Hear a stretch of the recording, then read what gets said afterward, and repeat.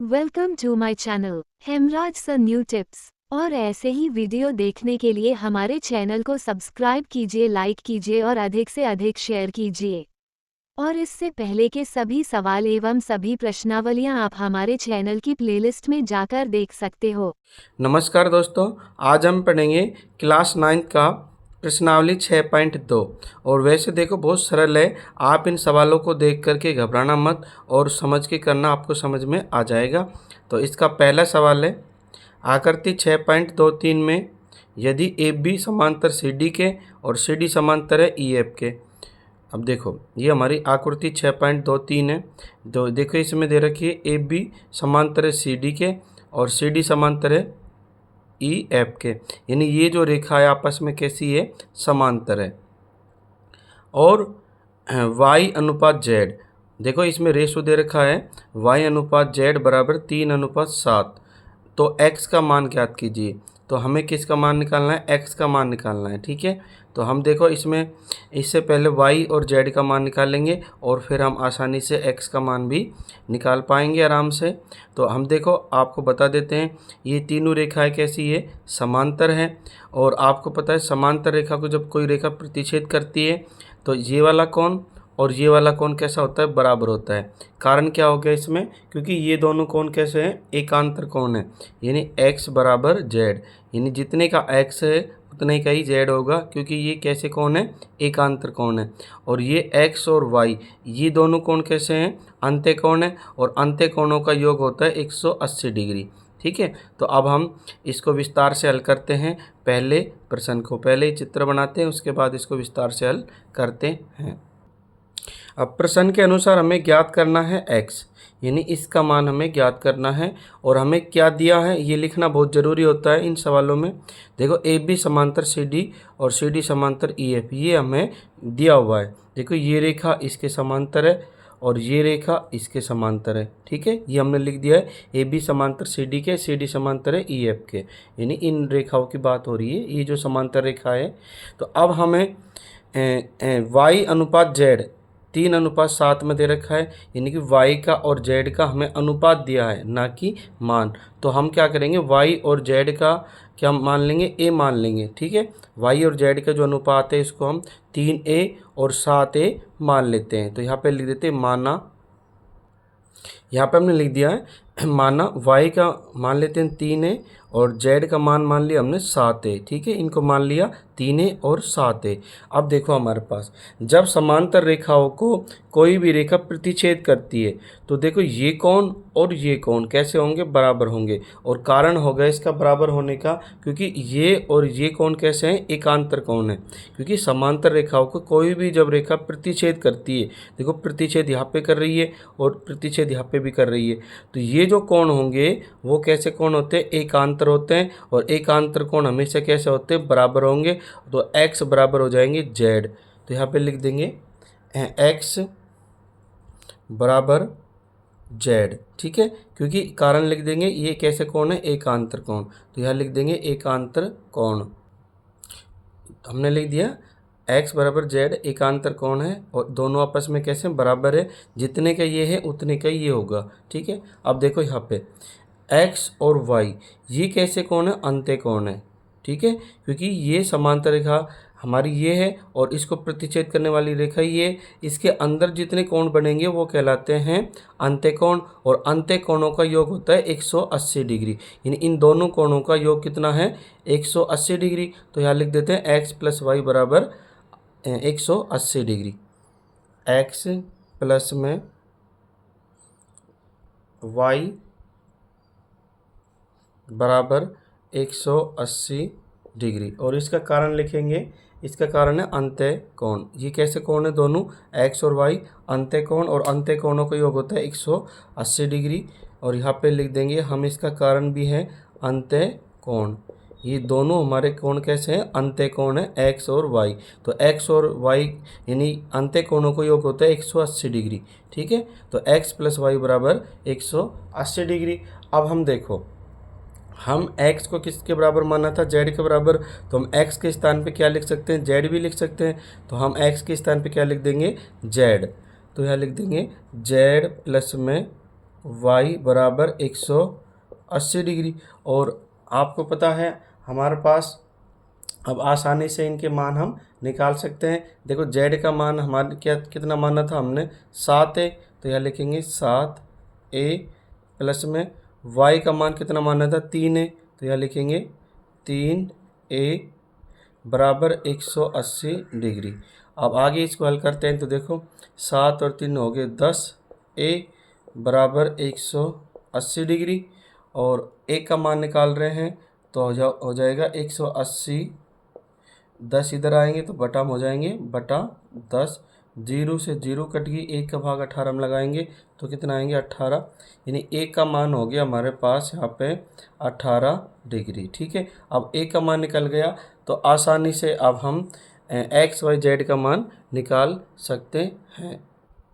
अब हम सबसे पहले y का मान निकाल लेते हैं। देखो यहाँ पे तो y हमें किसके बराबर माना था, y बराबर 3 है, तो y का मान निकाल रहे हैं तो y बराबर 3, और एक का मान हमारे पास कितना आ गया 18, तो गुणा में 18, तो y का मान इस तरह से हो जाएगा 18 का गुणा 3 से करेंगे तो 18 3 54, तो y का मान निकल के आ गया हमारे पास 54 डिग्री। ठीक है, अब हमारे पास देखो z का निकाल लेते हैं। z क्या माना था 7 है, तो ZA बराबर 7 और a का मान है हमारे पास 18 बराबर z का मान निकल के आ गया हमारे पास, z का 18 का गुणा 7 से करेंगे तो हमारे पास आएगा 18 का गुणा 7 से करके देखो आप भी 126 आएंगे, 126 डिग्री। ठीक है, 18 गुणा 7 करने पर 126 डिग्री आएंगे। अब उसके बाद हमें देखो किसका मान पूछा था, हमारे पास सवाल में पूछा है ज्ञात करना है, किसका मान निकालना है, x का मान निकालना है। अब आपको पता है x और z कैसे हैं, बराबर है, यानी एकांतर कोण है दोनों, इसलिए x का मान जो होगा वही z का होगा।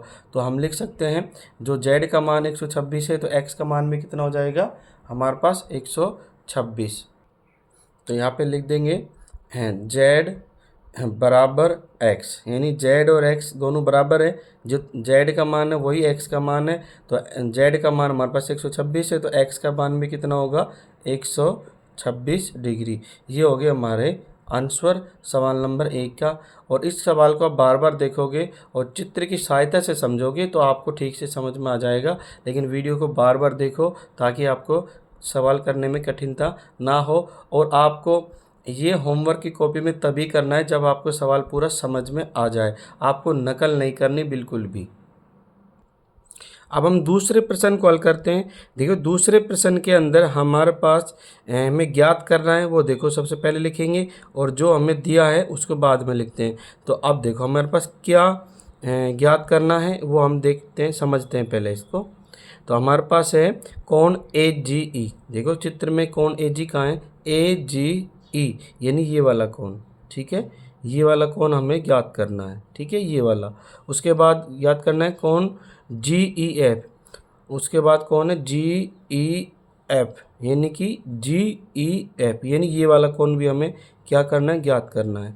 उसके बाद ज्ञात करना है कोण FGE, उसके बाद कौन है FG और E यानी कि कोण FGE यानी कि ये वाला कोण भी हमें क्या करना है, ज्ञात करना है। ठीक है, ये हमें बताया गया ज्ञात करने के लिए। और अब हमें दिया क्या क्या, देखो AB समांतर CD यानी AB ये वाली रेखा और ये रेखा कैसी है, समांतर है, और EF CD पर लंब है, ये लंब का चिन्ह है, EF CD पर लंब है, यानी ये जो रेखा है EF वो CD पर क्या है, लंब है ये। ठीक है, ये लंब का सिंबल है।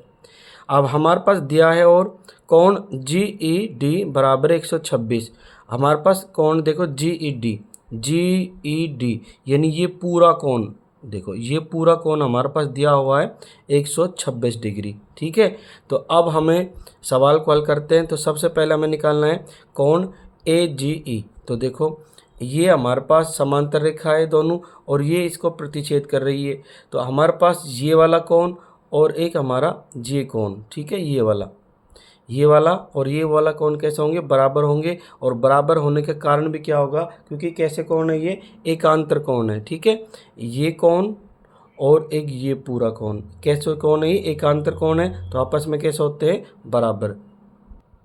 इस तरह से आप भी लिख देना। देखो AGE और GED यानी कि हमारा AGE ये वाला कोण और ये वाला कोण कैसे हैं, एकांतर कोण है, जितने के ये है उतने के ये होगा। तो हमारे पास कोण AGE किसके बराबर है, इसके बराबर। और ये कोण हमारे पास दे रखा है, कितना है ये कोण हमारे पास 126, GED 126 दे रखा है। तो ये कोण भी कितना हो जाएगा 126। तो यहाँ लिखेंगे कोण AGE बराबर 126 डिग्री। एक तो हमारा सवाल ये हो गया, यानी इसका मान निकाल दिया कोण AGE का, ये हो गया हमारा एक तो आंसर। ठीक है, अब आगे अब यहाँ देखो चित्र के अंदर हमारे पास ये वाला कोण यानी ये और एक ये वाला कोण। ठीक है, इन दोनों का योग कितना होगा, इस पूरे कोण के बराबर। ठीक है, तो हम लिखेंगे कोण GEF यानी ये वाला कोण। तो लिखेंगे या कोण GEF यानी कि ये वाला GEF ये वाला कोण, केवल ये कोण। ठीक है, GEF और इसको जोड़ेंगे हम किस में, यानी कि FED यानी ये 90 डिग्री कोण है ये वाला FED। तो दोनों का योग होगा हमारे पास FED, इन दोनों का यानी कि इस वाले कोण का योग और इस वाले कोण का योग किसके बराबर होगा, इस पूरे कोण के बराबर। ये क्या नाम है इसका पूरे का, यानी कि GED के बराबर। तो यह लिखेंगे बराबर कोण GED। ठीक है, देखो समझा रहा हूँ मैं आपको पुनः चित्र के माध्यम से। देखो ये वाला कोण केवल ये और ये कोण 90 डिग्री का है जो, तो इन दोनों को मिला देंगे तो इसके बराबर हो जाएगा ये। ठीक है, तो मैंने इनके नाम लिख दिया है। पहले इस छोटे कोण का नाम है GEF प्लस उसके बाद है ये 90 डिग्री का कोण है, इसका नाम है हमारे पास FED यानी कि FED। और इन दोनों को जोड़ के किसके बराबर हो रहा है, ये GED के यानी इस पूरे के बराबर। ठीक है, ये लिख दिया मैंने। अब हमारे पास देखो कोण हमारे पास ये वाला कोण हमें ज्ञात करना है और ये दे रखा है। तो लिखेंगे कोण ये हमें निकालना है और ये दोनों हमारे पास दिए हुए हैं। तो लिखेंगे कोण GEF और प्लस में कोण FED कितना है 90 डिग्री का, क्योंकि ये क्या है लंबे इसलिए 90 डिग्री का फिक्स है ये। तो लिखेंगे 90 डिग्री, इसको कोण को हटा देते हैं और बराबर GED। हमारे पास GED दी हुई है, देखो ये सवाल में GED का मान है 126 डिग्री। तो यह लिख देंगे इसके नीचे 126 डिग्री। तो अब हमें किसका मान निकालना है, केवल इसका। तो इसको इधर ले जाएंगे तो माइनस हो जाएगा ये, तो हो जाएगा हमारा कोण GEF बराबर 126 और 90 इधर जाएगा तो हो जाएगा -90। 126 में से आप 90 घटाएंगे तो हमारे पास आ जाएगा कोण GEF बराबर हो जाएगा 126 में से 90 घटाएंगे तो आ जाएंगे 36। ठीक है, आप घटा के देखना 36 डिग्री। तो हमारे पास देखो ये आ गया कोण GEF कितना आ गया 36 डिग्री। हमें निकालना था ये भी, देखो कोण GEF निकालना था, वो कितना आ गया हमारे पास 36 डिग्री। एक आंसर हमारे ये हो गए। अब हमें निकालना है FGE। अब यहाँ पे देखो ये निकालना है FGE, तो FG हमारे पास FGE। ठीक है, FGE यानी ये वाला कोण। ठीक है, ये वाला कोण निकालना है अब हमें। और ये वाला कोण देखो हमारे पास ये एक समांतर रेखा है, ये प्रतिच्छेद कर रही है इसको। तो इस समांतर रेखा पर बने कोण कैसे कोण होते हैं, रैखिक युग्म होते हैं। ठीक है, और इन रैखिक युग्म कोण जो होते हैं उनका योग होता है 180 डिग्री। ठीक है, तो ये वाला कोण हमारे पास दिया हुआ है, हमें निकाल लिया, यानी कि AGE। हमारे पास AGE कितना 126 आ गया। तो इसको अब हम आसानी से निकाल सकते हैं और यहाँ पे लिख भी देंगे। पहले यहाँ पे लिखेंगे, इस तरह से आपको भी लिख देना है। देखो कोण AGE हमारा कोण है AGE यानी ये वाला कोण। ठीक है, ये वाला कोण की बात हो रही है, ये वाला कोण AGE। ठीक है, और इसका मान हमारे पास AGE का मान हमारे पास देखो हम निकाला था, ये रहा। AGE का मान कितना आए थे 126। तो इसके नीचे लिखेंगे 126 प्लस में हमें FGE हमें ये कोण निकालना है एफ जी ई, ये वाला कोण हमें निकालना है। देखो तो इसको भी हम बना देते हैं, ये वाला कोण अब हम निकालना है एफ जी ई, ये वाला कोण हमें निकालना है। तो ये ऐसा कैसा लिखेंगे इसको, एफ जी ई बराबर, और ये इनका दोनों का योग कितना होता है 180 डिग्री। और अब हम 126 को इधर ले जाएंगे तो यहाँ पर बचेगा कोण एफ जी ई बराबर 180 माइनस 126। अब हमारे पास ये कोण आ जाएगा, कोण एफ जी ई बराबर 180 में से जब 126 घटाएंगे तो ये आ जाएंगे हमारे पास 54 डिग्री। आप भी घटा के देखना, 180 माइनस 126 करना, 54 डिग्री आएंगे। तो इस तरह से ये हमारा हो गया सवाल। देखो हमारे पास क्या क्या पूछा था इस सवाल में, हमारे पास ज्ञात करना था हमें ए जी ई, हमारे पास ए जी हमने निकाल दिया 126 डिग्री। उसके बाद निकालना था हमने जी ई एफ, उसके बाद हमने जी ई एफ निकाल दिया 36 डिग्री। और उसके बाद निकालना था कोण एफ जी ई, तो कोण एफ जी कितना आ गया 54 डिग्री। तो ये हो गया हमारे आंसर सवाल नंबर 2 के। और आप सवाल को बार बार देखोगे तो आपको ठीक से समझ में आ जाएगा, लेकिन चित्र को ज़रूर बनाना, इस चित्र के माध्यम से आप अच्छे से समझ सकते हो। अब प्रश्न 3 को हल करते हैं। देखो हमारे पास ज्ञात करना है हमें कोण क्यू आर एस, हमारे पास देखो क्यू आर एस यानी ये वाला कोण हमें निकालना है। ठीक है, ये वाला कोण हमें ज्ञात करना है क्यू आर एस। और हमारे पास दिया है देखो पी क्यू समांतर एस टी के है, यानी पी क्यू ये वाली रेखा और ये वाली रेखा कैसी है, समांतर है। और हमें कोण दिया हुआ है कोण पी क्यू आर, कोण पी क्यू आर यानी ये वाला कोण 110 डिग्री दे रखा है। और कोण आर एस टी यानी आर एस टी यानी ये वाला कोण 130 डिग्री का दिया हुआ है। और ये दोनों कोण दिए हुए हैं और ये दोनों रेखा समांतर है।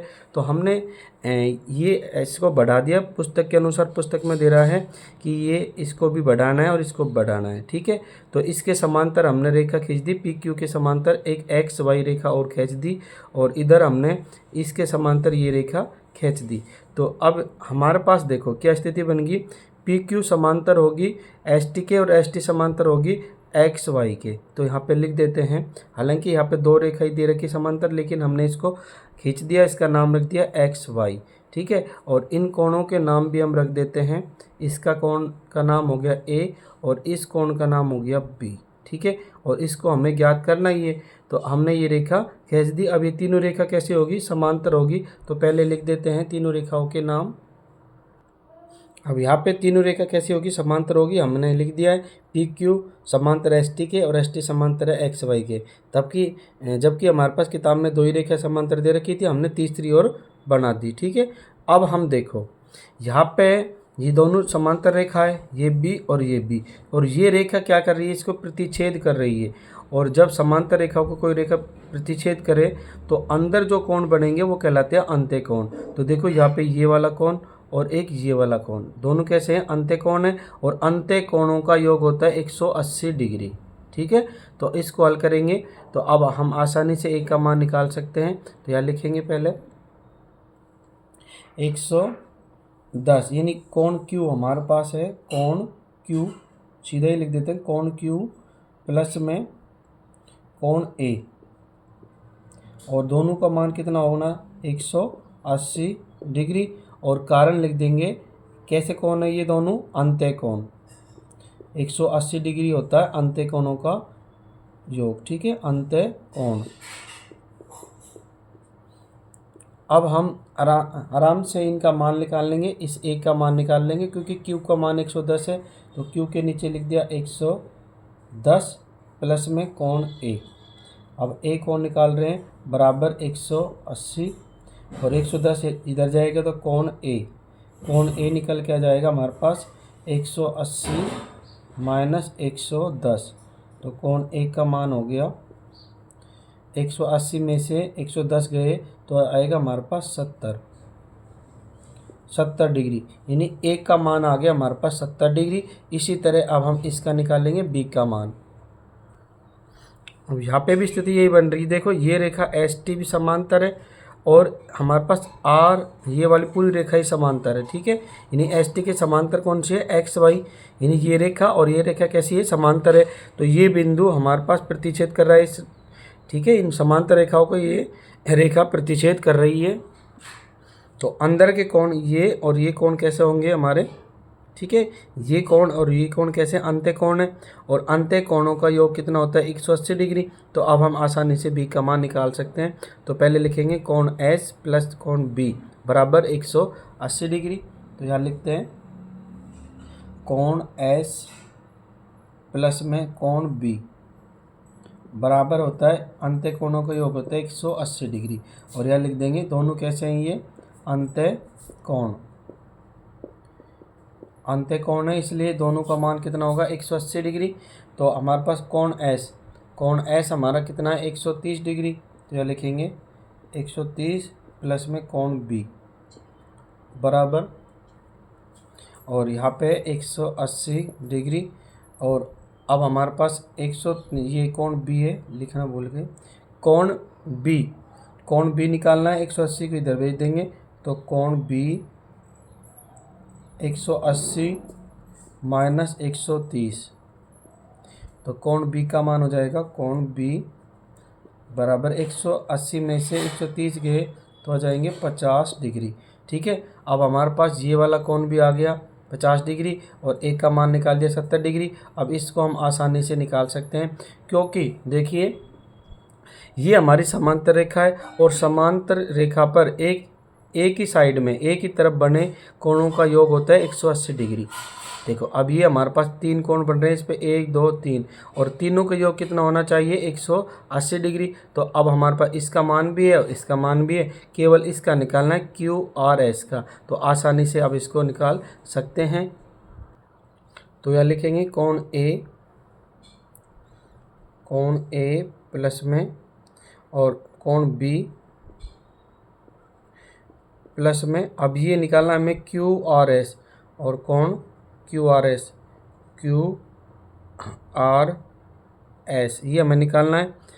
कोण ए प्लस कोण बी प्लस कोण क्यू आर एस बराबर कितना होना चाहिए 180 डिग्री, ठीक है। तो कोण ए हमने निकाल लिया, कोण ए का मान कितना है 70 डिग्री प्लस में कोण बी का मान आया 50 डिग्री, उसके बाद प्लस, और ये हमें निकालना है कोण क्यू आर एस ये हमें निकालना है बराबर 180। अब हम 70 और 50 को इधर ले जाएंगे और 70 यहाँ पे बचेगा कोण क्यू आर एस बराबर 180 माइनस 70 और 50 को जोड़ लेते हैं और इधर चले जाएंगे दोनों। तो 7 और 5 12 120, ठीक है 120। अब हमारे पास कोण क्यू आर एस बराबर 180 में से 120 घटाएंगे तो यहाँ पर आ जाएंगे हमारे पास 60 डिग्री, ठीक है। तो हमारा ये कोण हो गया 60 डिग्री, कोण क्यू आर एस कितना हो गया 60 डिग्री, और ये हमारे क्या हो जाएंगे आंसर इस सवाल के। और आप इसको अच्छी तरह से समझना ताकि आपको समझ में आ जाए। और ये हमें निकालना भी क्या था कोण क्यू आर एस, तो कोण क्यू आर एस हो गया 60 डिग्री यानी ये वाला, ठीक है। इस तरह से आपको भी करना है। अब चौथा प्रश्न हल करेंगे। देखो चौथे प्रश्न में हमारे पास हमें ज्ञात करना है एक्स और वाई का मान, ठीक है, ये और ये दोनों हमें ज्ञात करना है चौथे सवाल में। और हमारे पास दिया है ए बी समांतर सी डी, यानी कि ए बी ये रेखा और सी डी ये रेखा दोनों कैसी समांतर है। और कोण ए पी क्यू बराबर 50 डिग्री है। और हमारे पास देखो कोण दिया है इसमें ए पी क्यू यानी ये 50 डिग्री दिया है, और कोण पी आर डी यानी कि ये वाला पी आर डी ये वाला दे रखा है 127 डिग्री। अब हमें एक्स और वाई का मान निकालना है। तो देखो ये दोनों समांतर रेखा है, ये और ये, और इसमें ये जो रेखा है हमारी के प्रतिच्छेदी रेखा है, ये एक दूसरे को काट रही है। और आपको पता है जो समांतर रेखाओं को एक तिर्यक रेखा काटती है, तो इसका ये कोण और ये कोण के क्या कहलाते हैं, ये एकांतर कोण कहलाते हैं। और दोनों कैसे होते हैं, समान होते हैं। यानी ये कोण और ये कोण कैसे होते हैं, समांतर, यानी एकांतर कोण होते हैं, तो आपस में कैसे होंगे, समान होंगे। अगर ये 50 है तो ये भी कितना होगा, 50 डिग्री। तो इसको पहले लिख देते हैं, ठीक है, इस तरह से लिख देना। देखो कोण ए पी क्यू, यानी कि हमारा ए पी क्यू ये वाला कोण, और पी क्यू आर ये वाला कोण कैसे है, एकांतर कोण है, तो आपस में कैसे होंगे, बराबर होंगे। तो ये 50 है तो ये भी कितना हो जाएगा, 50। तो ये ए पी क्यू हमारे पास ए पी कोण ए पी क्यू का मान आ जाएगा, तो एक्स का मान आ जाएगा हमारे पास 50 डिग्री, ठीक है। क्योंकि ये दोनों आपस में कोण बराबर है, तो ये दोनों, ये 50 है तो ये एक्स भी कितना हो जाएगा, 50 डिग्री। और ये हो गया हमारा एक आंसर, ठीक है। हमने एक्स का मान निकाल दिया, अब निकालेंगे वाई का मान, इसका मान। अब हमारे पास देखो ये कोण ए पी आर, यानी ये वाला पूरा कोण और ये वाला कोण, ठीक है, दोनों कैसे हैं, एकांतर है, क्योंकि ये प्रतिच्छेदी रेखा है इनको, ये कोण और हमारा ये कोण, ठीक है। आपको बता देते हैं ये पूरा कोण कैसे है, एकांतर है। तो ये 127 का है, तो ये भी कितने का होगा, 127। और अब हमारे पास 50 है, तो इसका मान वाई का हम आसानी से निकाल सकते हैं। तो यहाँ पे लिखते हैं पहले कोण ए पी आर बराबर है कोण पी आर डी के, तो कोण पी आर डी, और कारण लिख देंगे, इसमें कारण भी लिखेंगे एकांतर कोण, ठीक है, बराबर है, एकांतर कोण है, इसलिए आपस में कैसे हैं, कोण है दोनों बराबर हैं। ये हो गया हमारा कोण ए पी आर बराबर पी आर डी, यानी ये कोण और ये कोण कैसे हैं, बराबर है। अब हमारे पास देखो इस पूरे का मान कितना है, इस पूरे का मान है हमारे पास 127, ठीक है, 127 है, तो इसका मान हमारे पास है ए पी क्यू का मान है हमारे पास। तो इन दोनों कोणों को योग करेंगे तो 127 आएगा। तो हमारे पास इसका कोण है 50, तो यहाँ पे लिख देते हैं ए पी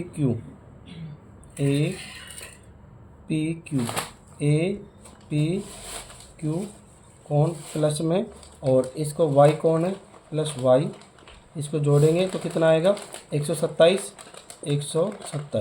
ठीक है। इस पूरे का मान 127 है। और ए पी क्यू हमारे पास दे रखा है 50, तो यहाँ लिखेंगे 50 प्लस में वाई बराबर 127, और y का मान हो जाएगा हमारे पास 127, 50 इधर चले जाएंगे तो माइनस में हो जाएंगे, -50, तो y का मान हो गया हमारे पास 127 में से 50 घटाएंगे तो आएंगे 77 डिग्री, ठीक है। आप घटा के देख लेना। तो y का मान कितना होगा, y का मान हो गया 77, और ये हो गया हमारा आंसर, ठीक है। और ये हमारे x और y का मान निकालना था, x का मान आ गया 50 और y का मान आ गया 77 डिग्री। इस तरह से हमारा चौथा सवाल के आंसर। अब सवाल नंबर 5 को हल करते हैं। देखो प्रश्न में दिया हुआ है हमारे पास ज्ञात करना हमें ए बी और सी डी, यानी ए बी ये और ये दोनों रेखा हमें सिद्ध करनी है कि ये समांतर है, ये हमें सिद्ध करना है। और सिद्ध कब होगा, जब हमारे पास ये जो एंगल है, यानी ये जो कोण है आपस में कैसे होने चाहिए, बराबर होनी चाहिए, तब ये क्या होगी, दोनों रेखाएं समांतर सिद्ध होगी। तो हमारे पास देखो दिया है हमारे पास पी क्यू और आर एस दो दर्पण है। देखो पी क्यू ये वाला और आर एस ये दोनों क्या है हमारे पास, दर्पण है, ठीक है। अब देखो यहाँ से कोई किरण पड़ती है, यानी ए इधर जाएगी किरण तो दर्पण पर पड़ेगी, है ना, तो उसी एंगल में वो बाहर निकलेगी, ठीक है। और बाहर निकल के फिर इस दर्पण पर पड़ेगी वो सी पर, और उसी एंगल में क्या करेगी, वो बाहर निकलेगी, ठीक है। तो अब हम क्या करेंगे, इस पे एक लंब डाल देते हैं, ये हमारा हो गया एक लंब, ठीक है, ये हमारा लंब हो गया। इसी तरह हम इस पे भी एक लंब डाल देते हैं, ये लंब हो गया। और इस लंब का नाम लिख देते हैं, ये हो गया हमारा एम और ये हो गया हमारा एन, ठीक है, ये हमारा लंब हो गया। और इन जो एंगल, ये जो कोण बने, इनका नाम लिख देते हैं हम कोण 1, कोण 2, और इस में भी लिख देते हैं कोण 1, इसको 3 कर देते हैं, सॉरी, इसको लिख देते हैं 3, और ये लिख देते हैं 4, कोण नंबर 3 और ये हो गया कोण नंबर 4।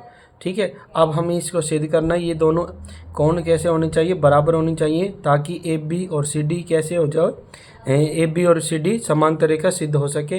तो अब इसको हम विस्तार से करते हैं। तो सबसे पहले देख हमने क्या किया है, हमने बी एम ये लंब डाला है, किस पे डाला है, पी क्यू पे। तो यहाँ लिखेंगे बी एम,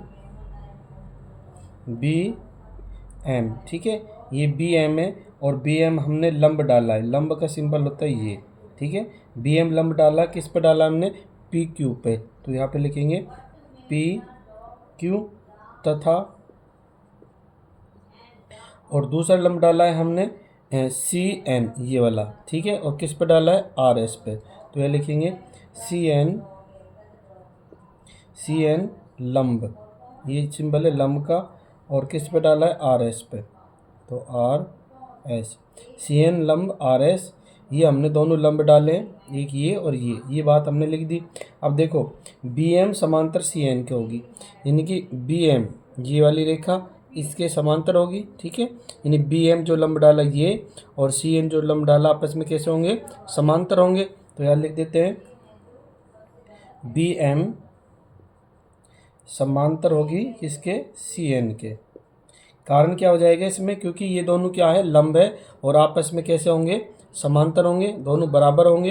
तो बी एम समांतर सी एन के, ये बात सिद्ध होगी। और जब ये दोनों समांतर है तो हमारे पास कोण 1 कोण 2 कैसे होंगे, बराबर होंगे। आप वैसे भी ध्यान दो, देखो जब कोई किरण जाएगी दर्पण पे, जिस एंगल से जाएगी उसी एंगल से वो बाहर निकलेगी, यानी ये कोण और ये कोण कैसे होंगे, बराबर होंगे, ठीक है। तो यहाँ लिख देंगे कोण 1 कोण बराबर है कोण 2 के, यानी कि कोण 1 और कोण 2 कैसे हैं, बराबर है। और कारण लिख देंगे इसमें हम, और ये देखो कोण ये दोनों बराबर है, कोण 3 और 3 4। तो यहाँ लिखेंगे पहले कोण 3 बराबर कोण 4, और इनका कारण लिख देंगे परावर्तन नियम, ठीक है, परावर्तन नियम है वो कारण लिख देंगे परावर्तन नियम। आपने साइंस में पढ़ा होगा ये परावर्तन का नियम आपने पढ़ा होगा। तो उसमें नियम में यही होता है, जिस एंगल से किरण जाएगी उसी एंगल से वो दर्पण से बाहर आएगी, इसमें भी जिस एंगल से जाएगी उसी एंगल से बाहर आएगी। तो परावर्तन नियम से कोण 1 और 2 और कोण 3 और 4 कैसे होंगे, आपस में बराबर होंगे। और जब आपको पता है कोण हमारे पास 1 और 3, देखो कोण 1 और इधर है कोण 3 कैसे होंगे, ये भी बराबर होंगे, इनका कारण हो जाएगा एकांतर कोण, ठीक है। अब यहाँ पे देखो कोण 2 और कोण 3 देखो कैसे हैं, ये एकांतर है, क्योंकि ये जो हमारी क्या कैसी रेखा है, ये हमारी प्रतिच्छेदी रेखा है, और ये कैसे है, समांतर रेखा है। तो इसको प्रतिच्छेदी रेखा है, ये तिर्यक रेखा। तो ये वाला एंगल और ये वाला दोनों कैसे होंगे, एकांतर होंगे, दोनों कोण बराबर होंगे, यानी कोण 2 और कोण 3 कैसे हैं, बराबर। तो यह लिख देंगे कोण 2 बराबर कोण 3, और कारण लिख देंगे एकांतर कोण। ये हमारे कैसे कोण है, एकांतर कोण। कोण 2 और 3 एकांतर कोण है, तो आपस में बराबर है। तो हम कह सकते हैं कि कोण 1 2 3 4 कैसे हैं, सारे बराबर है। तो यह लिख देंगे कोण 1 बराबर कोण 2 के, और बराबर 2 कोण है बराबर 3 के, और कोण 3 है बराबर 4 के। इस तरह से ये हमारे आपस में एक दूसरे से बराबर हो गए, और इन दोनों कोणों का योग और इन दोनों कोणों का योग भी बराबर होगा। तो यह लिख देंगे कोण 1 प्लस में कोण 2 बराबर कोण 3 प्लस में कोण 4, ठीक है। ये इनका योग भी कैसा होगा, बराबर होगा। और बराबर होगा तो देखो ये हमारा ABC यानी ये वाला पूरा कोण, ठीक है, ये पूरा कोण, और इधर से BCD यानी ये वाला पूरा कोण कैसे है, ये भी कैसे कोण है, एकांतर है, ठीक है। देखो दोबारा ABC यानी ये पूरा कोण, और इधर से BCD यानी ये वाला पूरा कोण, यानी ये कोण और ये कोण कैसे हैं, एकांतर कोण है।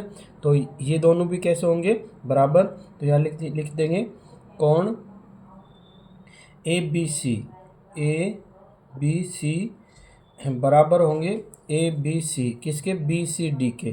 तो कोण बी सी डी यानी बी सी डी के कैसे होंगे, बराबर होंगे। और बराबर होने का कारण भी लिख देंगे, कैसे कोण है ये, एकांतर कोण। ये कैसे कोण है, एकांतर, यहाँ भी एकांतर लिख देंगे, एकांतर कोण।